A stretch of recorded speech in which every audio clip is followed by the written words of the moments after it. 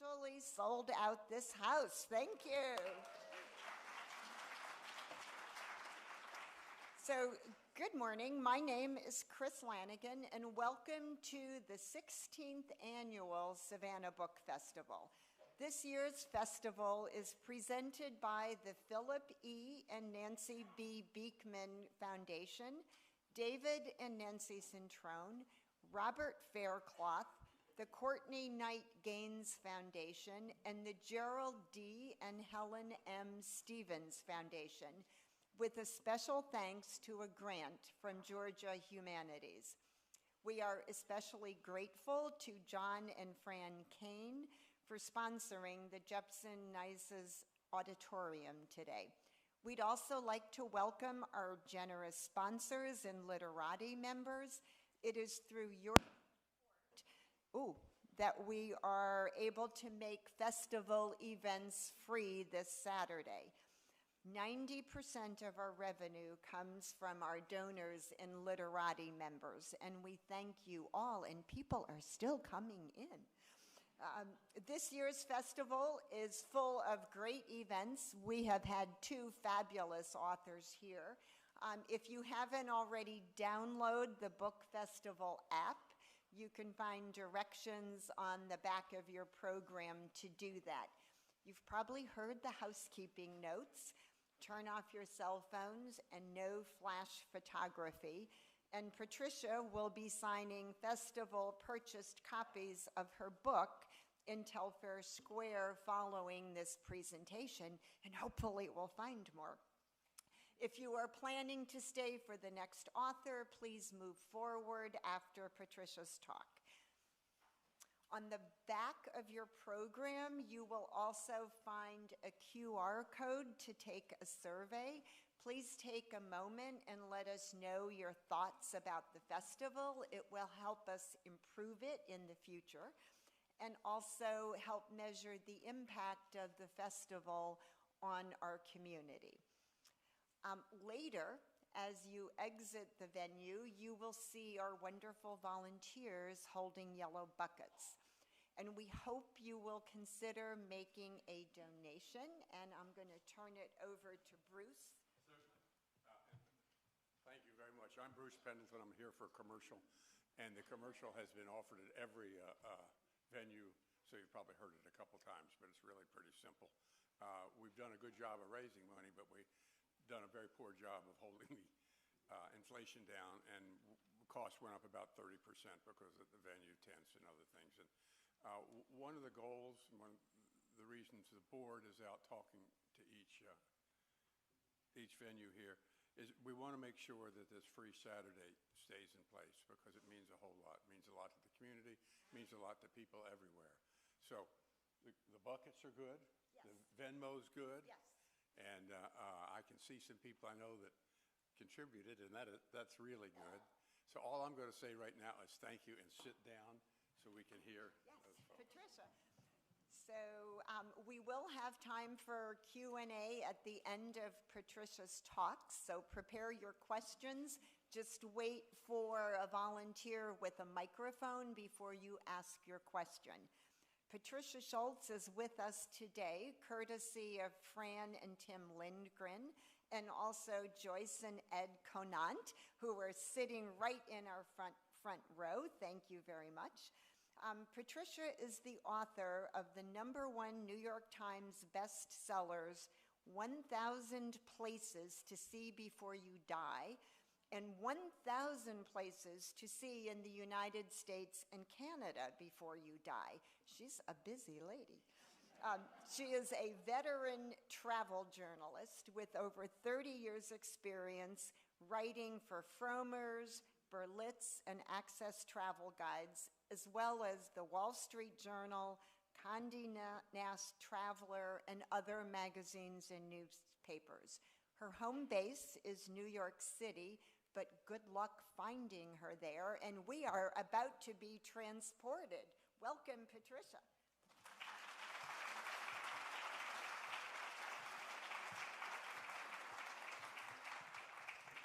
Hi, everyone. Good morning, and it's warm in here. Now I know why you're here. Thank you very, very much for coming. Thanks to everyone at this wonderful book festival. I've heard so many of the other authors saying, I've been around the block, I've been to a lot of book festivals. I haven't been to many, but I've been enough to understand that this one is very special. You're very lucky. And yes, Savannah is one of my 1,000 places to see before you die. Yay! And I don't say that to just everyone. So actually, it's 20 years ago this month that 1,000 Places, the first book of the two, was published. So yay. Happy anniversary to us. It's very unusual, actually, for a travel book to have more of its 15 minutes, but this book has a popularity and an endurance and a longevity that is really unmatched, and it's quite simple. It's because people love to travel. We then did a number of kind of spin-off sequel-type books under the 1,000 Before You Die trademark, and they all did very, very well, but none really matched the popularity of the 1,000 Places, again, because people have this age-old desire and even necessity almost really to get up and out and explore.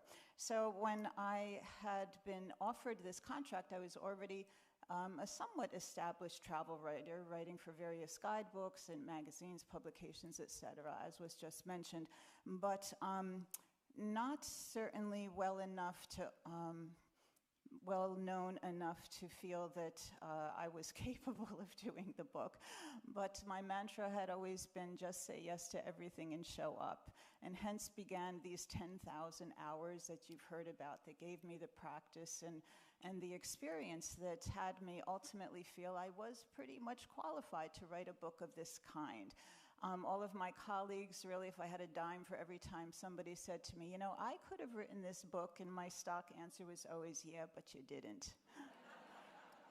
Nobody was crazy enough to give 8 years of their life. They gave me 1 year, told me 2 was fine, 2 were fine, but in fact it took 8 years, and it could have taken 3 times. I mean, really, I could still be home writing this book if my publisher, who was a wonderful, incredible visionary of a man, Peter Workman, didn't finally tap his toe and say, you know, the clock's a-ticking. So it came out 20 years ago. Originally, we were told, excuse me, we discussed the title of the book, which was just meant to be all of my favorite places around the globe, and we kicked around this temporary title that they established on a dummy copy of the cover, which looked really pretty, except that it read 100 drop-dead places. So, yeah. I mean, I didn't really understand at that point that an author could say, I'm not, no.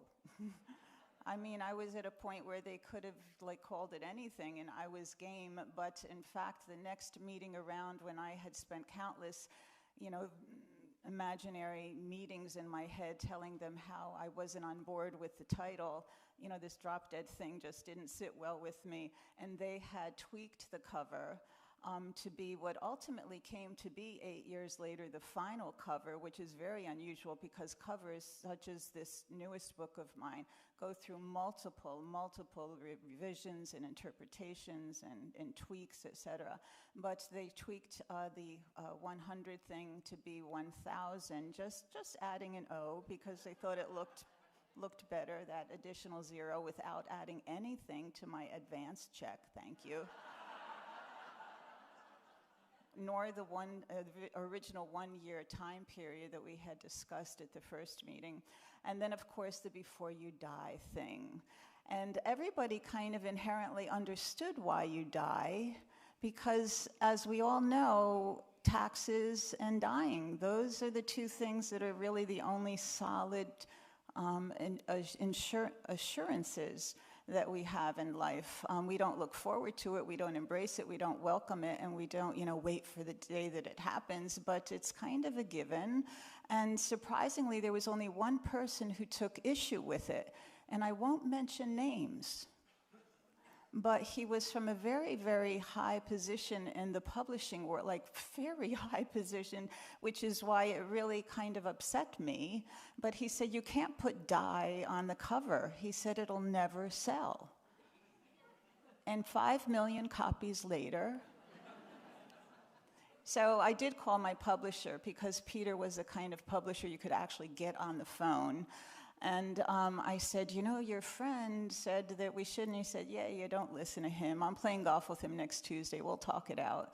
And so Before You Die it was, and it kind of entered into the vocabulary. Now, after that point, everything was before you die. You know, you've got to go to this restaurant before you die. You've got to go to Bora Bora before you die. So anyway, that was 20 years ago. After it came out, after 8 years of writing, and that was the Germanness in me. My mother's Italian, my father's German. He gave me this stick-to-itiveness, where if you commit to something, you make it happen. After 1 year, 8 years, it doesn't matter. You do deliver a finished product. And so I delivered what I thought was going to be a first pass, so that I could then go back and kind of, you know, tweak it and polish it and put it into printing form. But it was so grossly overdue that they just sent it to the printer, and, you know, there you go. So I have updated it and revised it since then. When it first came out, they sent me on a book tour, and I was kind of astonished that that was part of the deal, because I'm a writer. I was just happy with my screen and my keyboard and my archives of clippings and, you know, a lifetime of memories. And they said, oh, no, you're going out on a book tour. And it was like 40 cities or something. And I thought, well, I didn't really think this was part of the deal.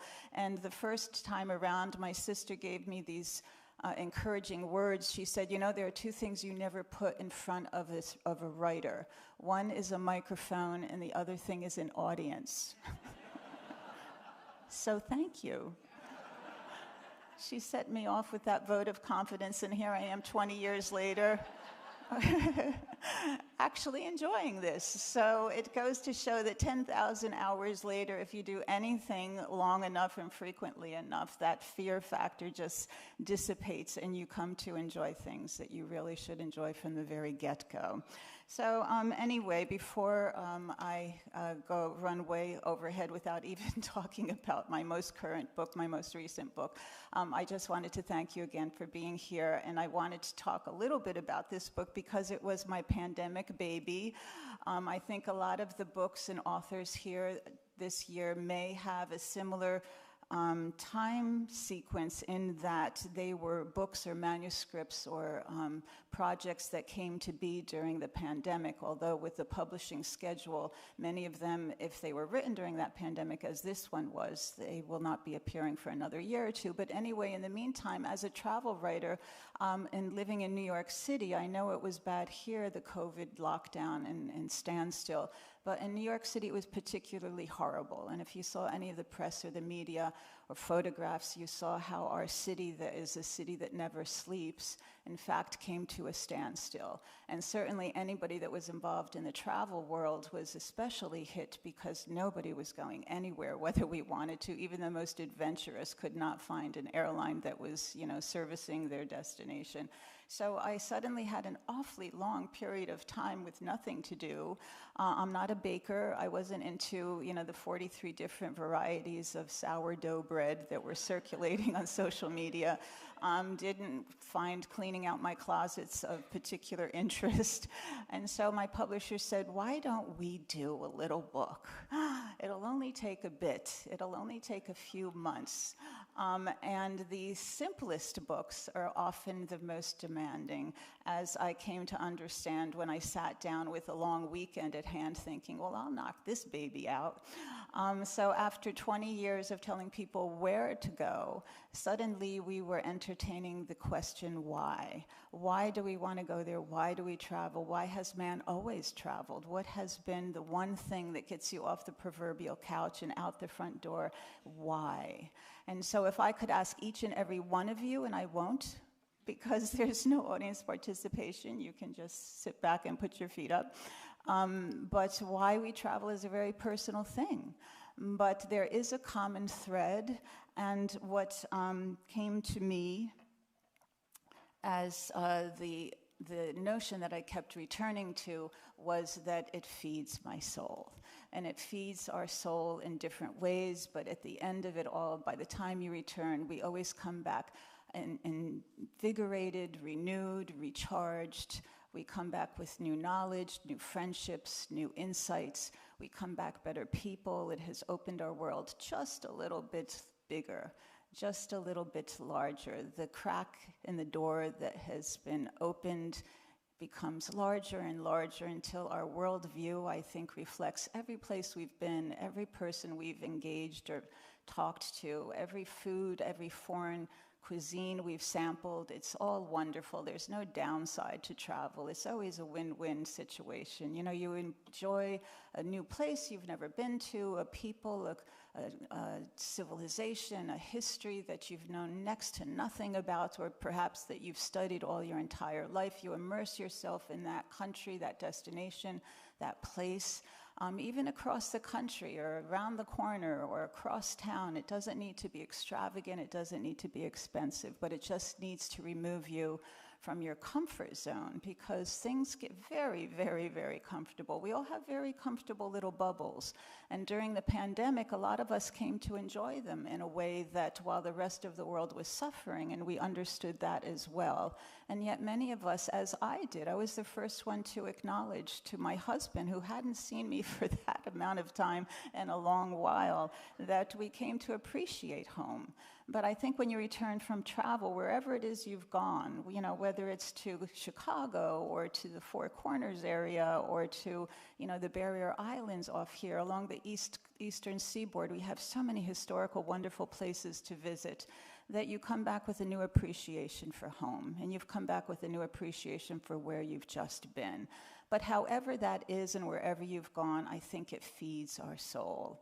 So the book became this idea that in visuals and anecdotes and quotes and aphorisms, I would hope to explain in 100 ways or less the different ways that travel has come to enrich our lives, and why it's so important that we do travel, because the more we didn't travel during the pandemic, a lot of people became too comfortable in this, I won't call it a rut, but it was a way of life where we suddenly were not traveling as much as we were pre-pandemic, and people got pretty used to it until everything opened up again, which was last summer mostly, and you heard about the nightmare, the cancellations, the lost luggage, everything sold out.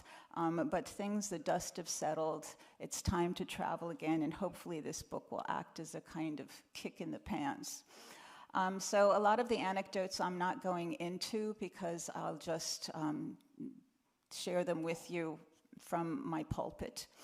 But I am choosing some of the aphorisms and the quotes, the quotations and the visuals that do appear throughout the book. And the first one is by Rumi, and it's about how your road is yours alone. Others may walk it with you, but no one can walk it for you. And the other quote that always comes to mind is about how to travel is to discover that everyone is wrong about other countries. So whatever you've heard from people or friends or neighbors who have just come back, or all those people who have their own very adamant opinions about other places who have never been. So don't listen to them. If there's a place you want to go to and it has always enticed you and it has always interested you, then certainly go there and explore it for yourself, because there's a pretty good chance that you'll bring back a very, very, very special memory and experience. I also learned early on, I went to a very fine university. To this day, I still wonder how I was accepted, but hey, a mistake was made and nobody has caught it. That I had a great academic foundation, but really everything I think that is of interest to me and important to me and is valuable to me, I learned through travel.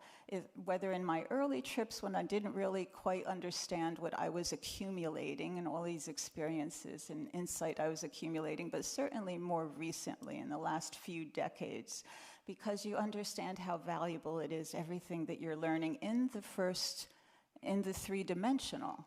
And it certainly beats, staying home with textbook or those endless classes at university. Really, until you experience in the here and now, it doesn't make sense. It doesn't connect with you. It doesn't kind of add to your volume of knowledge over time as when you travel. It's just enjoyable at the end of the day as well. And I included this particular photograph of a whale watching trip we went on because I was also a late convert to the natural world. I was always a big city girl. I live in New York City. I love big cities, Tokyo, Sao Paulo, Mexico cities. I love the energy. I love this notion that anything can happen.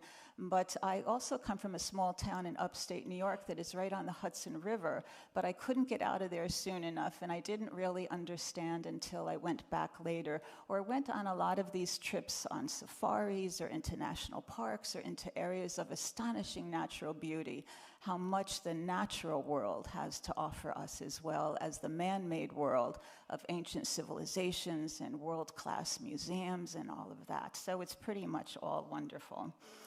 I spoke at a school yesterday, and the first thing I asked was, who knows how many continents there are?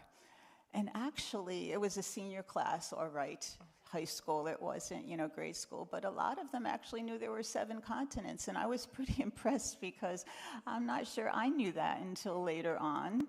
I also asked if they knew how many countries there were. And the student sitting next to me was not on the dime, but he was awfully close. And I'm not going to ask you, but I know you know there are 194 countries. So if you've been to 3 or 4, that's not enough. I'm sorry.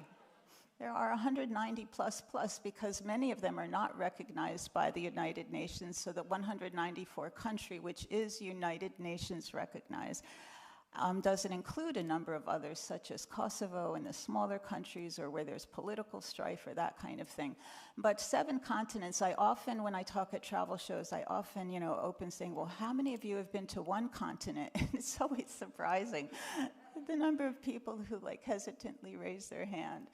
So there are continent counters. There are many people, especially who come to travel shows because they're travelers and very hardcore veteran travelers often, but many people have been to 7 continents, and I'm lucky to say that I have.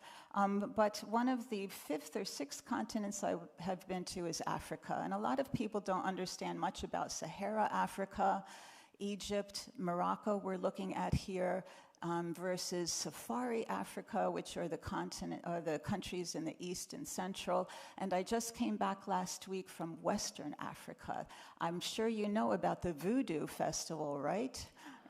In Benin, if you saw Viola Davis in Woman King, you saw a little bit about the not too distant history of the countries of Benin and Togo. We also went to Ghana.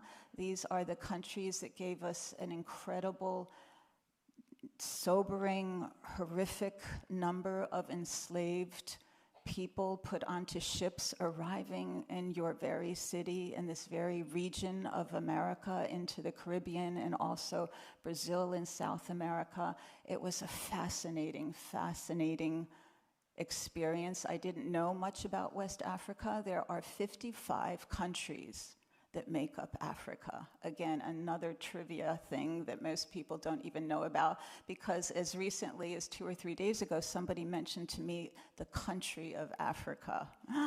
So I always have to bite my tongue, and I thought, well, I don't know this person, but we can't be friends.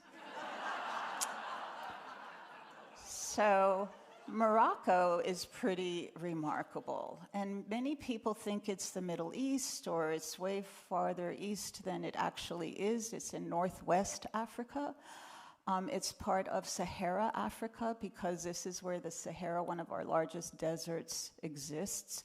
And it's one of my favorite places. And the quote I parrot with here is that patience is not the ability to wait, but the ability to keep a good attitude while waiting, because all of the Arab world, as in much of the Mediterranean world or the Middle Eastern world, the notion of time is a very relaxed one. And there are a lot of countries where if you make a lunch appointment to meet somebody somewhere at noontime, it's not unusual for them to show up at 2 or 3 o'clock and feel that at least they got the day right. So you kind of have to go with the flow. But that's the beauty of, isn't that why you're there? To understand a little bit about what their flow is and how you can get into it, relax into the pace of the destination. And that's why I think it's important to go for more than just a drive-through. 7 countries in 4 days, I'll see a little bit of everything. And you will, and there's no wrong way to travel. It's better than, Netflixing at home in your sweatpants. So however you do it is fine with me. Talking about the 7 continents, for many people, the final continent of the 7 is Antarctica, because it's not easy to get to, it's not inexpensive to get to, and it's cold, but so is today. I went over Thanksgiving, which is their spring. It's the early part of their season. You don't want to go much before that, and in fact, many of the expeditions are not offered much before that. But we went during Thanksgiving, and the reason I say that is because it's usually not as busy or crowded or hard to find availability. But we had Thanksgiving dinner on the deck of the ship because that's how mild it was. Granted, we ate our turkey legs with gloves on, but that we spent 2 or 3 hours outside in our yellow parkas having a wonderful time eating, cranberry sauce and mashed potatoes and turkey and not penguin. It was warm enough for you to discard that idea. We all have reasons not to go to Antarctica, and the cold is usually one of them. And with climate change, I'm telling you that it's warm there in numbers and temperatures that they have never seen. It's not easy to get to, but neither is, Santa Fe if you're driving. So you just fly out of your wonderful nearby Atlanta airport nonstop to Buenos Aires, have a few, bottles of Malbec and a great bisteca dinner, and then see a tango show, rest a bit, get on a charter for 2 or 3 hours, and get on your expedition trip. And when I tell you that Antarctica is like any other place you've ever been to, I exaggerate not. And I often exaggerate. But it's really like being on another planet. It is just so pristine and empty and beautiful and untouched. It's really like being on another planet and feeling like they've kind of dropped you into another world and hoping that they remember where they left you so that they can come back and pick you up at the end of the day. We had an excellent expedition crew. You want to make sure that you don't go with one of the newer ships, the well-known white glove, high-end luxury ships that are now, everybody's going to Antarctica. Everybody's, on board, as they say, because it's become so very, very popular in the last 5 years. But you want to go with an established line. You want to go with somebody who's been there and has a great crew with wonderful naturalists, and where your security and your safety is their prime concern. But this idea that some places you really, really, really have to see to be believed is, the first thing that came to my mind was Antarctica, and, many other places as well, such as the Four Corners. So it doesn't need to be on the other side of the world. It doesn't need to be our 7th forgotten continent. It can be someplace in our backyard. The southeast area here is just so rich with different options and possibilities that are a tank of gas away. But a few tanks of gas away, now that gas is less prohibitive, is the southwest corner of the United States of America. So I've learned so much about other countries and other countries' traditions and ways and languages and cuisines and all of that, but I knew very, very little about our early inhabitants and residents and our Native American people. And so when we were traveling in this corner of the Four Corners, I don't know if you know that this is the only area in America where 4 states come together. And there's actually a plaque where these 4 states all meet, and often you'll see people in very compromised positions getting their photo taken with one limb in each state so they can brag about it on social media. But those 4 states are, oh, please let me remember them: Arizona, Colorado, Utah, and New Mexico. Did I get it right? Phew. This is a savvy crowd. And here we are in Monument Valley, and you've all seen those John Wayne movies, hopefully, or those car commercials. This is like prime, can't make this up, gorgeous, Wild West, not so Wild West anymore, territory that is undeveloped. I always thought for the longest time it was a national park, because wouldn't you think it is, except that it belongs to the Navajo Nation. And that's why it's not. So 250,000 people make up the Navajo Nation, and we didn't meet many of them until we were taking a rented car. I don't own a car as a New Yorker, that's just silly. I don't know if you know that we pay as much as, it's just insane. Well, what used to be, we used to say that you have the rent for your apartment and your similar rent for your car. And now rents for apartments are sky high, but so are car rental places. But you can easily spend $400 to $700, $800 to park your car. So no, we don't have those cars. They're just a nuisance, but we do have the subway, and you've heard about that. For all the wrong reasons. But here we are in a rental car, and I say that because my New York City friend and I knew absolutely nothing about flat tires, and didn't you know we had one. And there's just one beautiful, I think it's called Route 17. I don't know if it appears in this photograph, that drives right through all of these rock formations. It's just like driving through a Western movie. And there wasn't anything or anybody to be seen or heard. It was just bliss until you heard that flapping sound that had you realize that, you know, uh-oh.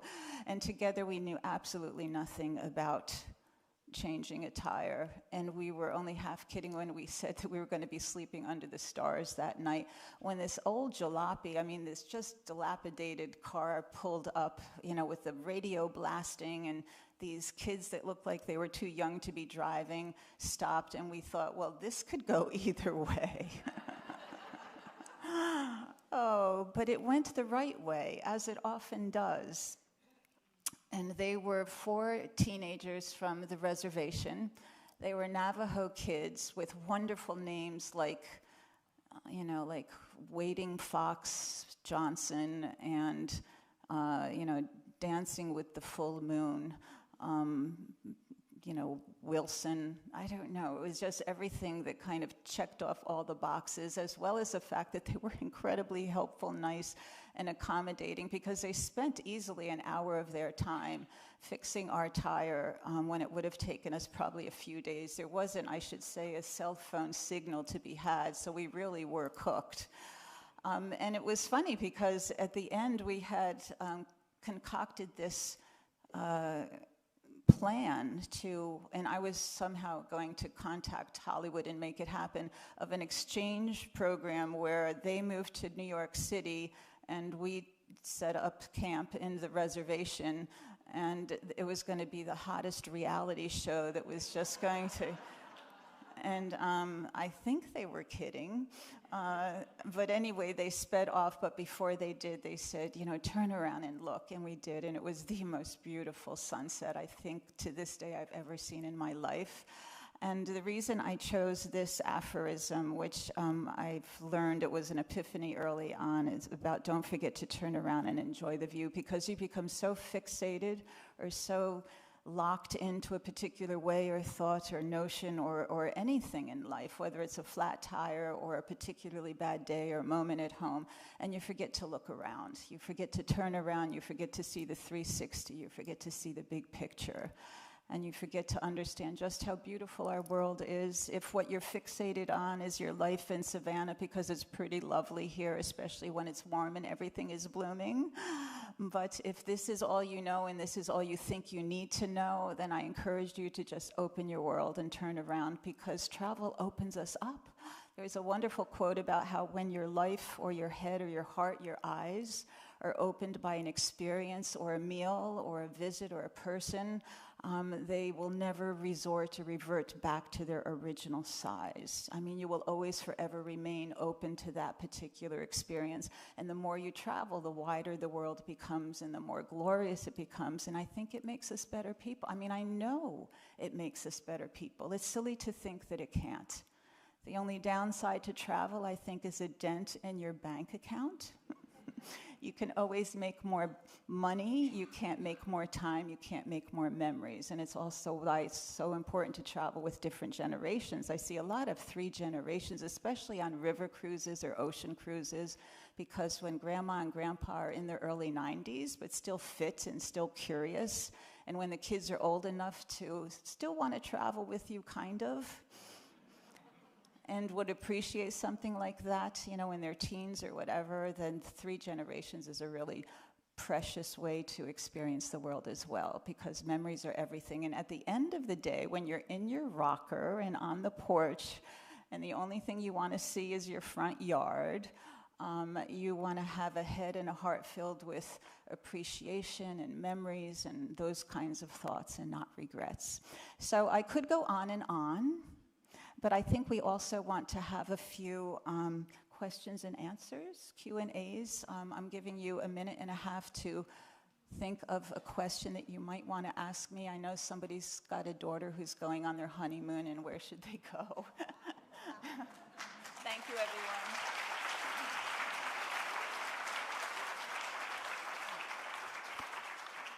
Thank you. So hopefully we'll all have some ideas as where we can go next. Question? Yes.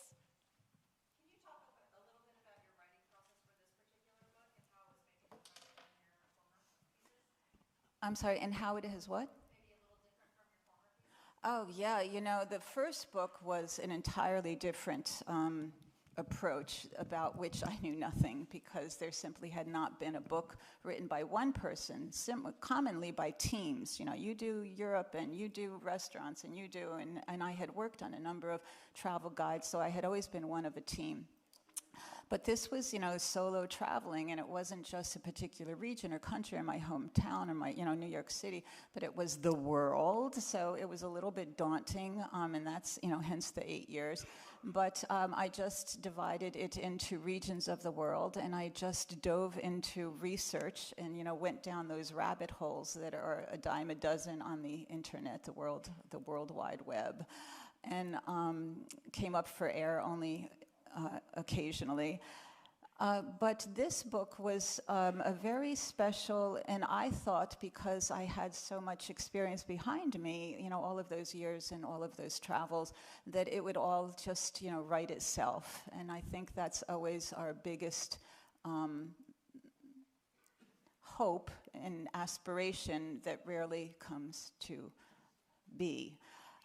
But I think the first couple of months when I was just ruminating, it was amazing to me how it did slowly fall into place. And I just started taking notes, and I started collecting quotations, of which I wound up with a couple 100,000, because everybody seemed to be saying things so succinctly and so beautifully and profoundly in ways that I didn't. So that was also challenging, because to hone that down to just a couple dozen. And then the aphorisms I felt were just my life lessons I'd learned along the way, my epiphanies, my, you know, the next one, for example, was about facing your fears. How simple is that aphorism, but how rarely do we do it? My fear was flying, not something you want to think pertains to or appears on a resume for a travel writer. Like, oops. But the more you do anything, I think the more it becomes second nature, and the more you relax into it, and at the end of the day, even enjoy it. I mean, I was flying in one of those tiny little Cessna planes with a pilot who looked like he was too young to shave, flying over these herds of zebras and wildlife that were, you know, scattering underneath our plane. We were flying off to a bush camp somewhere in the Masai Mara. And I just had this moment where, you know, you realize that travel is easy, travel is privilege for us. Flying is safe. Flying is, done by tens of millions of people on a daily basis. And something lifted in me, and I just, realized that I was no longer as fearful as I used to be. Of course, it was like my 100 millionth flight, but still, I'm a slow learner. But all of these aphorisms just kept surfacing, and I kept honing in on my favorite places with 1,000. It's really actually 1,000 plus. But I do have a couple dozen that I won't bother sharing with you because we all have our favorites. And so I just kind of took notes, and then I met with the art people, the art department at my publisher, which is something I hadn't done in the past because 1,000 Places is really all about text and copy, and I have postage stamp size photos, which I was marginally involved with the final, approval and all of that, but it wasn't to the degree that this book is. And I learned an awful lot about how to put together a book that needs to be visually captivating and itself visually tell a story alone, minus any of the copy. So it took a few years. It started really, my last trip before the pandemic was in when the pandemic was happening, because I flew back into the US when things were shutting down. When they canceled St. Patrick's Day parade in Manhattan, we knew that things were serious. So I always associate March 17th with the beginning of the lockdown in New York City, and that was 2020. And this book just came out, so it's taken that long. But it was a real interesting experience for me because it's a kind of book that I don't usually do. I did a big, beautiful deluxe coffee table book 2 years ago, in 2019 actually as well. So that was a step into the world of photo-driven books. But generally, I just do the big 1,000-page type of encyclopedias. A question right Yes. in the center. Yes. I'm coming. He's on his way. Thank you. You excite me all over again about travel. I assume you go to every place you write about, and my question is, do you have any suggestions to the traveler to either take a tour or not to take a tour? How do you plan how you're going to see an area?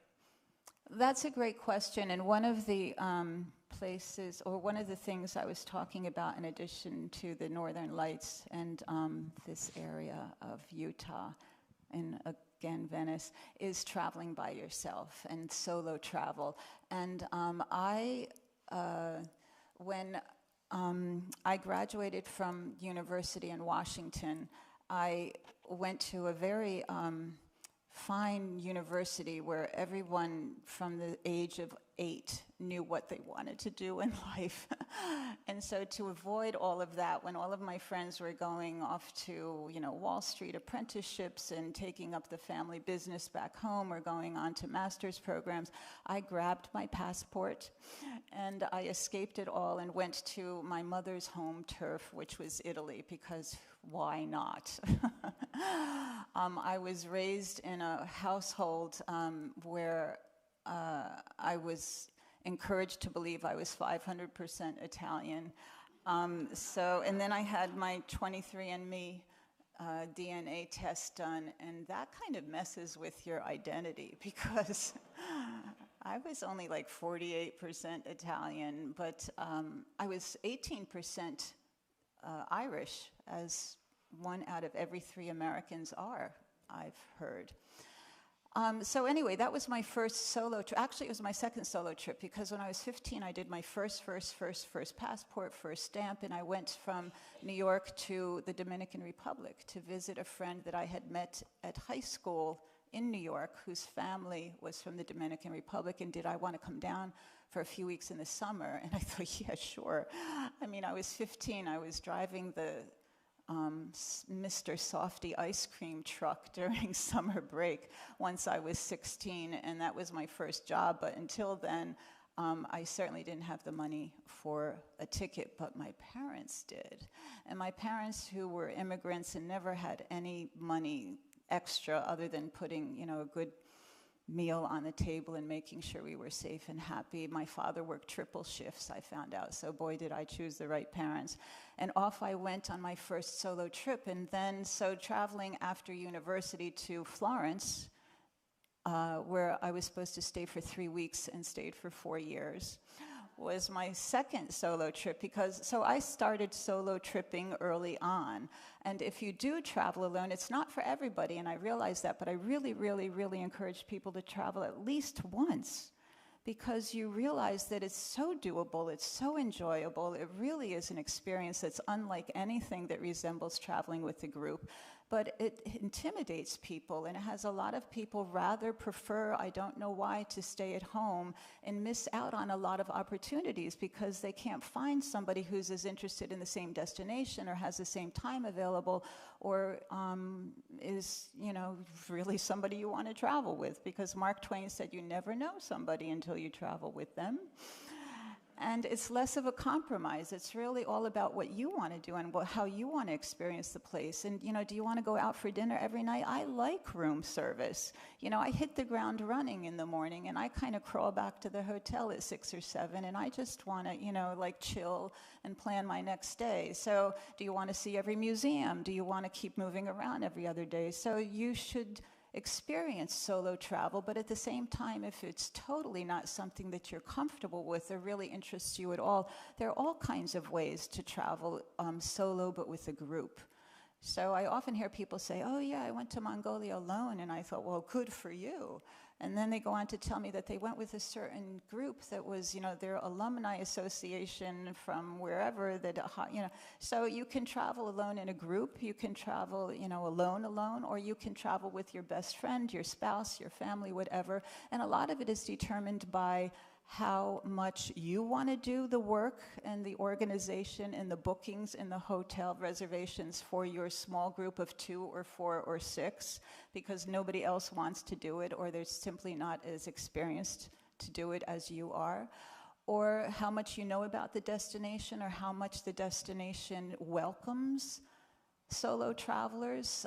There are certain cultures in the world, and I'm thinking of the Middle East, where solo female Western travelers are not at risk, but you may not feel as comfortable as you do traveling, you know, to Paris or to, you know, Santiago or any place. And also there are some countries such as Iran where we are still welcome, and I use that word resoundingly because it turned out to be one of the friendliest and most hospitable and most astonishing destinations and places and people that in my life, I have ever experienced. You can only travel with a group. That's fine with me. And we had an Iranian guide who was far better educated than any of my friends back home, who absolutely loved America because they all have an uncle in Los Angeles or New York or Paris. And we had an American tour manager. So between the two of them, we were a group of 12. And we saw a country that I simply knew absolutely nothing about. So, and there are groups that specialize, I should say tour operators that specialize in certain destinations or certain thematic kind of travel, just wine, just cuisine, just, you know, culture and museum, cooking schools, etc. So there are all kinds of ways to travel, but I think the bottom line is travel. Just get out there and travel. One more question over on the side. I feel like you're talking directly to me because I'm going alone with the group to Morocco next week. And you said how much you like that. I'm thrilled. And my last question is, my daughter's getting married. Where should she go on her honeymoon? It's true. You mean you don't want to go with them, maybe bring them back to Morocco once you find out everything they need to see? So, you know, honeymoons today are a very different animal of honeymoons when, you know, all of my friends are getting married in their 20s and 30s, where you just wanted to relax after an insane 1, 3, 5 years of planning a wedding for 500 people. And so you would go to Aruba and plant an umbrella in the sand and chill. So now, couples go on safari, they go, whitewater rafting, they go, to Paris, London, Rome, which is the old grand tour of the 1800s, but still 3 fabulous European countries that and cities where you could spend, a week just eating your way through each or just visiting the museums of each. So it really depends on the couple, and it depends on how much time they have and how much they like each other and how much their interests overlap. Because, there's commonly in couples, we know this, and it's the reason for many divorces in the world. I'm just kidding. Where, or maybe not, where, one person likes a certain kind of travel, fast travel, and the other one likes the slow travel, or one likes to stay put, and the other one likes to see as much as possible, and one likes, I've done Europe, and the other one is, well, I haven't. And so, it depends very much on the couple, but there's just, oh, have I got a book for you? And speaking of which, one of the great trips I took for my 50th, because do I still have a minute? Yes. I'll talk fast. So for every birthday, but I don't need a special occasion to give myself the gift of travel, clearly. But for my 50th, because that was a pretty big deal, I gave myself the gift of travel with my very best travel mate companion, who shares my birthday, and we decided to do Machu Picchu, because it's not an easy trip, right? You've all heard of Machu Picchu, the lost city of the Incas, high in the Andes in Peru. Which is currently closed, so you don't want to go there right now, but things are getting better, and so I encourage you to go next year, because it's not an easy trip. And the reason I'm saying this is because we flew into Cusco. You fly into Lima, which is a beautiful city, incredible eating destination. Oh my gosh, probably the culinary capital of South America, who knew? Not 10 years ago, but certainly recently. And then you fly into Cusco, which at 11,000 feet above sea level is a potential problem with altitude sickness. So I was cocky, because I thought, well, I've been to Denver. I can do this altitude thing.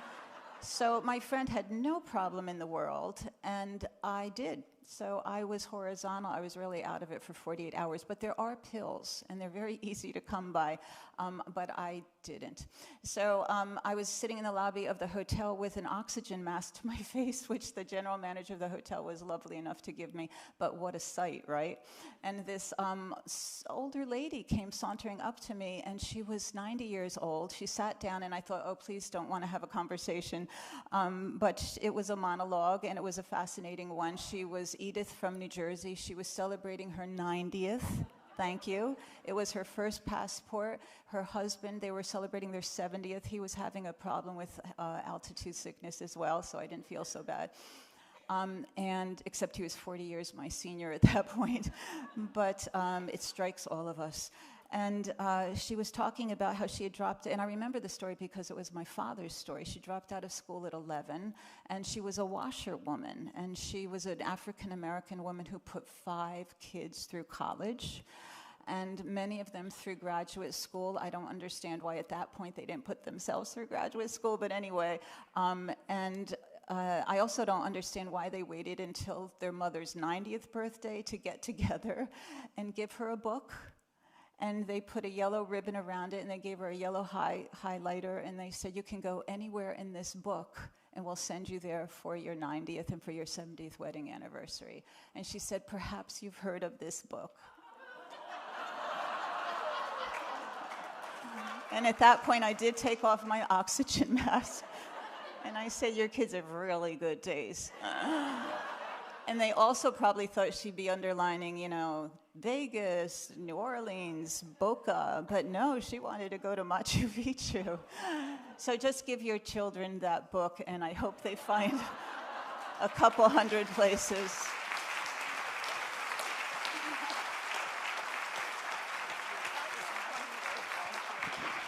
So thank you. Who knew we would have a whole philosophy of travel today?